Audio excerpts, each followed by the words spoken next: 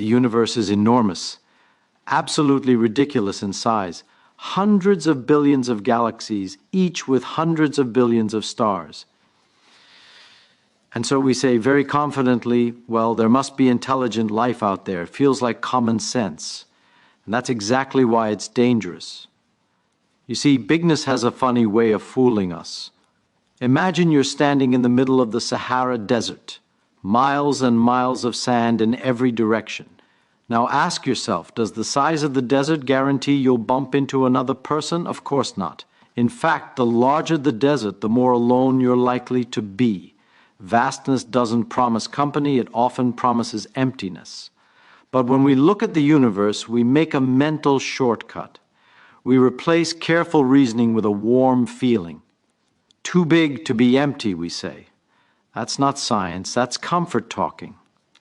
Here's the trick our brains play. We confuse possibility with probability. Yes, the universe allows many chances for things to happen. But allowing something doesn't mean it actually happens very often. A lottery allows millions of winners, yet most tickets lose, every time.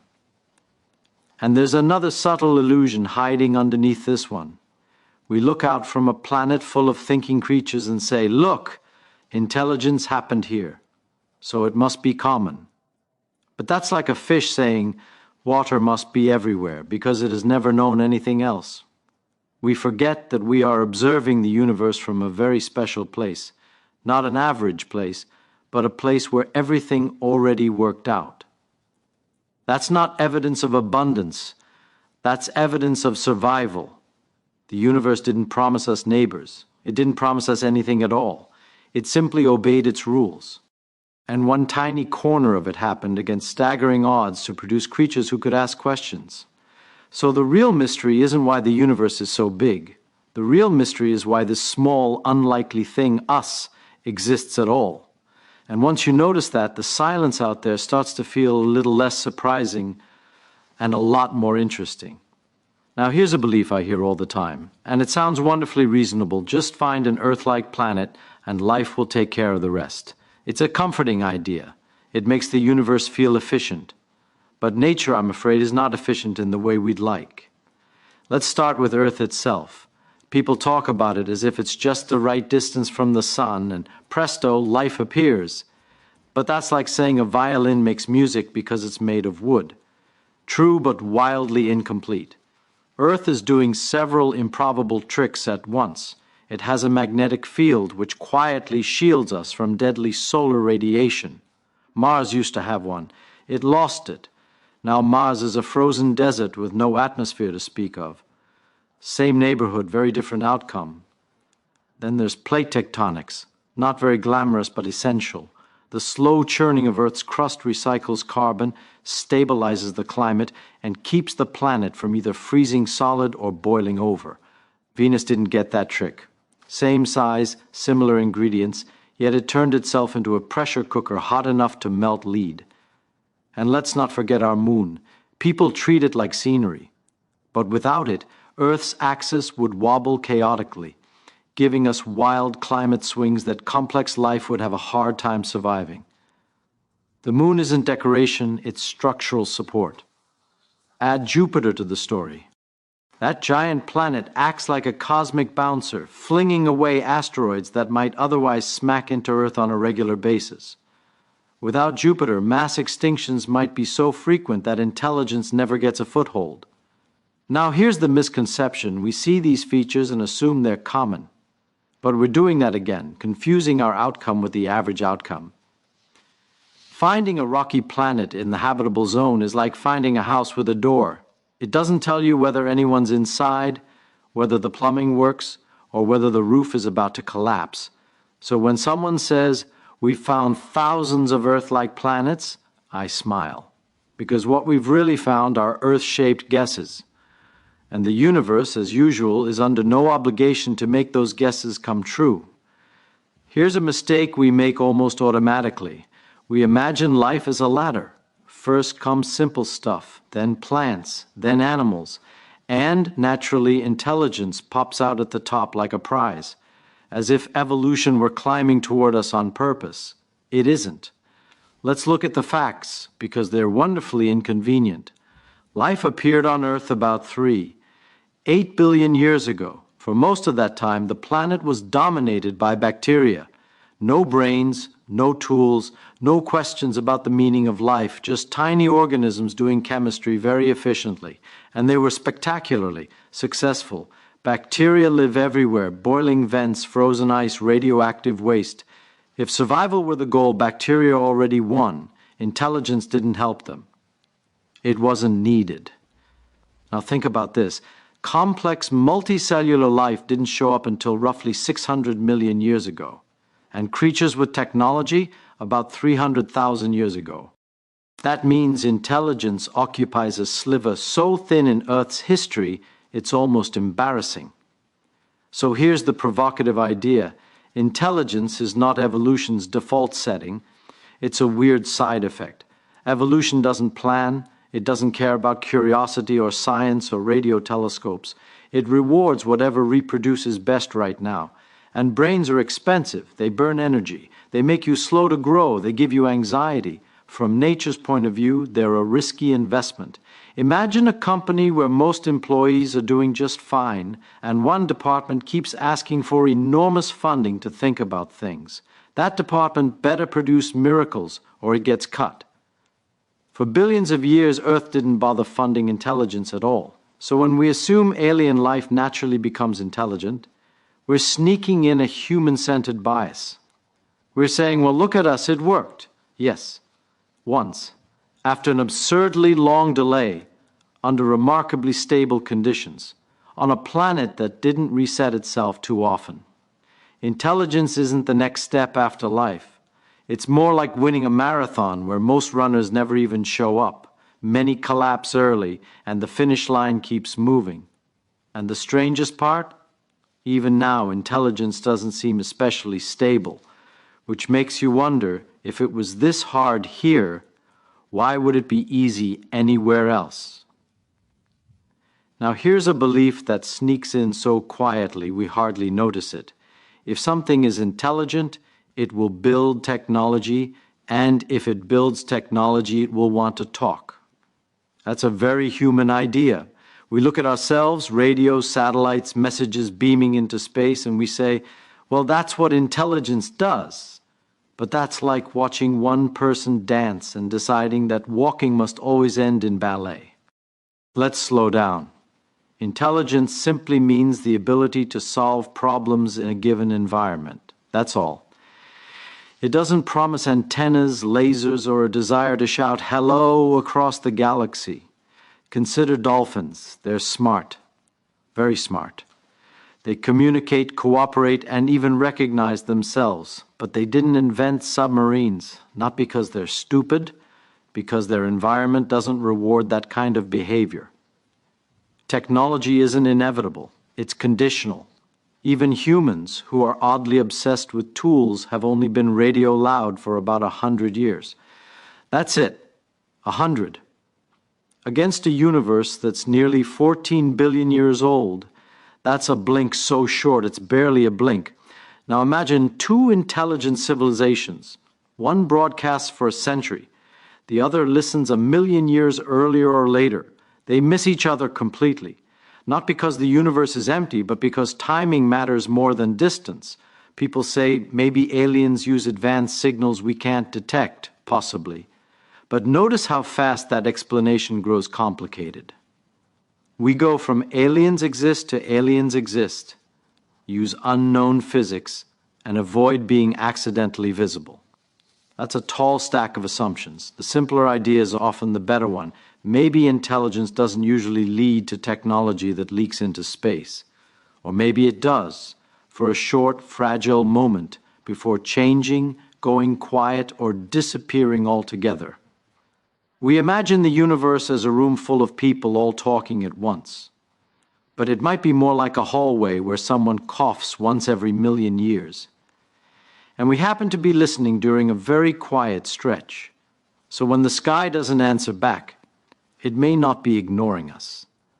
It may simply never have learned how or why to speak in our language at all. We come to an idea that's a little unsettling. but physics has never been in the business of making us comfortable.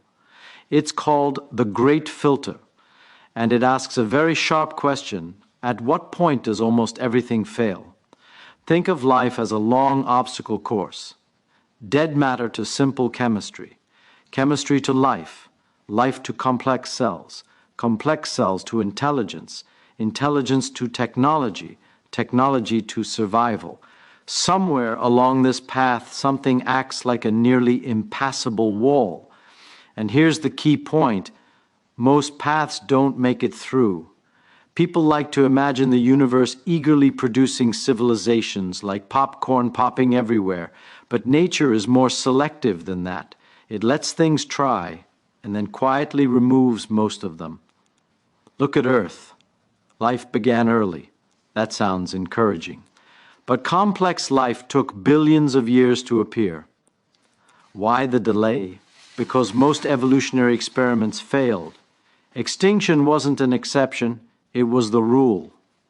Now add intelligence. Intelligence creates tools. Tools amplify power. Power outruns wisdom.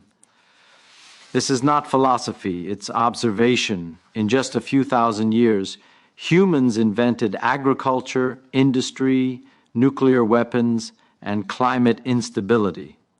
That's a blink of an eye compared to evolutionary time. We're clever enough to reshape a planet, but not yet clever enough to manage the consequences reliably. So here's the uncomfortable possibility. Many civilizations don't get past themselves. They don't need evil aliens or cosmic disasters. They just need energy, curiosity, and a bit of impatience. Nature doesn't stop them, they stop themselves. When people ask, "Where is everybody?" the Great Filter whispers a reply: most didn't make it. And now comes the truly provocative part. We don't know whether the Great Filter is behind us or ahead of us. If it's behind us, then we are extraordinarily rare. A cosmic fluke that slipped through obstacles most never survive. If it's ahead of us, well, then intelligence is not a destination. It's a test. The universe doesn't hand out guarantees. It hands out opportunities and waits to see what collapses.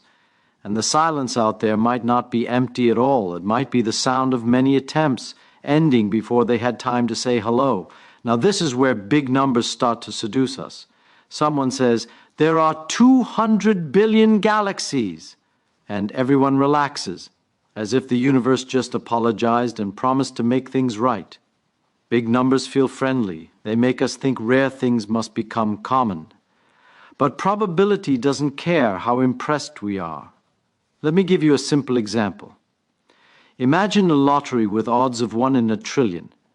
Now imagine a trillion people buying tickets. You don't say everyone will win, you say maybe one person will. And that's if everyone gets a ticket which planets don't. When we talk about intelligent life, we quietly multiply hopeful guesses. We say most stars have planets.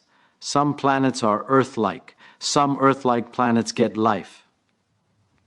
Some life becomes intelligent. Some intelligence builds technology. Some technology lasts long enough to be noticed. Each sum sounds harmless, but probabilities multiply by shrinking, not growing. You don't add the odds, you crush them. And here's the trickiest illusion of all. We look around and say, well, intelligence happened at least once, so the odds can't be that bad. That's like winning the lottery and concluding the lottery is easy to win.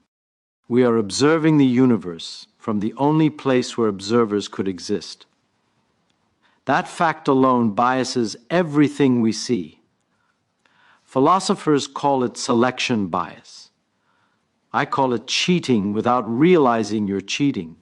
It's like a puddle waking up in a hole and saying, "My goodness, this hole fits me perfectly. It must have been designed for me." No, it fit because if it didn't, the puddle wouldn't be there to complain. So when we say the universe seems tuned for intelligence, what we really mean is we can only notice universes where noticing is possible. Now combine that with extremely low probabilities and suddenly a huge universe doesn't look generous. It looks just barely sufficient. Enough space for one success, maybe two, possibly none that overlap in time. So the silence isn't mysterious anymore. It's statistical. If intelligence is rare enough, then a quiet universe isn't empty. It's exactly what the math predicts. And that's the uncomfortable punchline. The universe may not be full of thinking beings wondering where we are. It may be so improbable that we are the probability. Now here's the part people find most unsettling. We've been listening, carefully, for decades, with radio telescopes pointed at the sky like giant ears, and so far, nothing. No clear signals, no cosmic postcards, no hello, anyone home? And people don't like that answer. So we rush to excuses. They're hiding. They're too advanced. They don't want to talk to us yet. All interesting ideas, but notice something important. Each one adds another assumption on top of an already big assumption. In science, that's usually a warning sign. Let's think simply. If intelligent civilizations were common, some of them would be noisy. Not all, just some. Curiosity, accidents, mistakes, teenage civilizations messing around with powerful toys. That's not speculation, that's what intelligence does. It explores, it leaks information. Humans certainly did. For a brief moment in our history, we became very loud. Radio waves spilled into space. Television broadcasts raced outward at the speed of light, carrying news, music, and questionable sitcoms into the cosmos. We didn't hide, we didn't plan, we just broadcast. And here's the key point. That loud phase may be short. Technology doesn't just advance, it changes. We already use more fiber optics and directional signals. Less leakage, less noise. It's entirely possible that civilizations become quiet not because they're hiding, but because they've moved on. So imagine this, a universe where intelligent life appears occasionally, speaks briefly, and then goes silent. Not mysteriously, just naturally. Like fireflies blinking once in a very dark field. Now stretch that over billions of years. You don't get a conversation, you get gaps.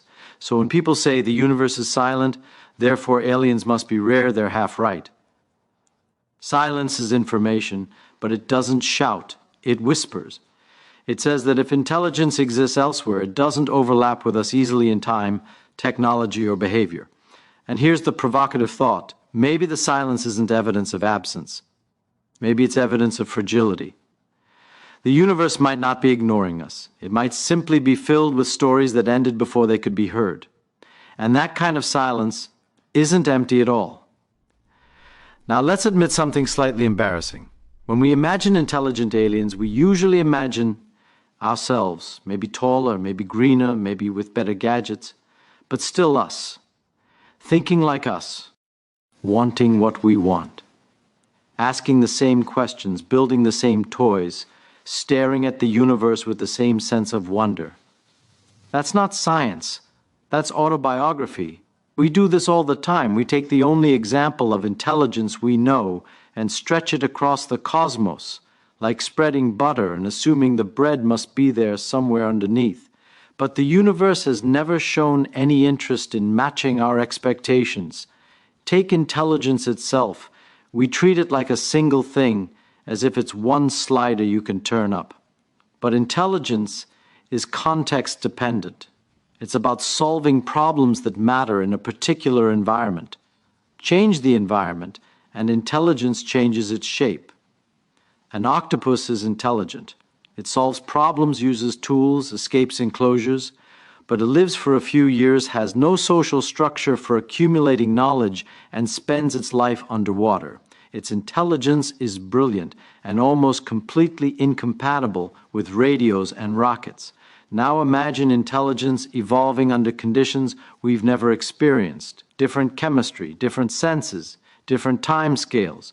Why should it value communication or expansion or curiosity about the stars? We assume intelligence wants to explore because we want it to explore. We assume it wants knowledge because we crave it. But that says more about primates with anxiety and spare time than it does about the universe. Here's the deeper mistake. We think intelligence is the universe waking up and noticing itself. That's a lovely idea. It's also deeply flattering. But the universe doesn't need witnesses. It ran perfectly well for billions of years before we showed up. Galaxies formed, stars lived and died. Physics worked just fine without applause. So when we say, surely intelligent beings must be out there asking the same questions, we're sneaking in a quiet assumption that our questions are special. Maybe they are to us. But nature doesn't grade on sentiment. The real possibility, the uncomfortable one, is that intelligence doesn't naturally point outward or upward, or anywhere we'd recognize it might turn inward, or remain local, or burn briefly and vanish without ceremony. So if the universe doesn't look like it's thinking back at us, that may not be a failure of imagination. It may be a reminder that we are not the template. And that realization, oddly enough, is what makes science honest and the mystery far more interesting. So now we arrive at the end, and people usually want a clean answer, yes or no, are we alone or not? But the universe has never been fond of simple answers, and I see no reason to start lying now. Here's what the evidence seems to be whispering, not shouting, whispering. Intelligent life isn't impossible in principle. Physics doesn't forbid it. Chemistry doesn't ban it.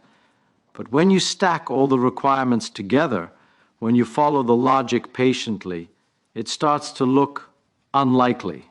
Not dramatically unlikely, quietly, stubbornly unlikely. And that changes the emotional tone of the question entirely. If intelligent life were common, our existence would feel ordinary. We'd be one more voice in a cosmic crowd. Interesting, sure, but replaceable. But if intelligence is rare, extraordinarily rare, then something remarkable happens.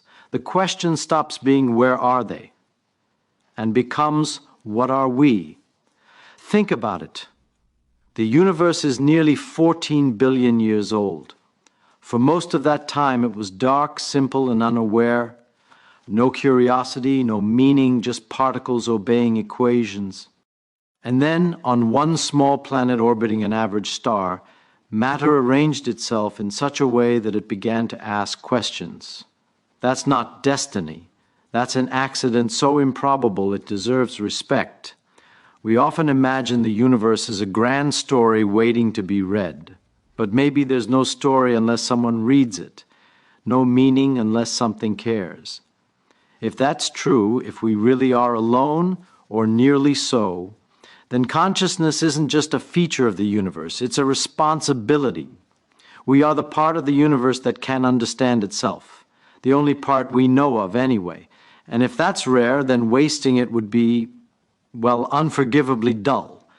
So whether or not intelligent life exists elsewhere almost becomes secondary. The bigger question is whether we can survive long enough, grow wise enough, and stay curious enough to justify our existence. The universe doesn't demand that we succeed. It won't be offended if we fail. But if we are alone, then every discovery, every question, every moment of understanding matters a little more. Because in that case, when the universe wonders about itself, it does so through us.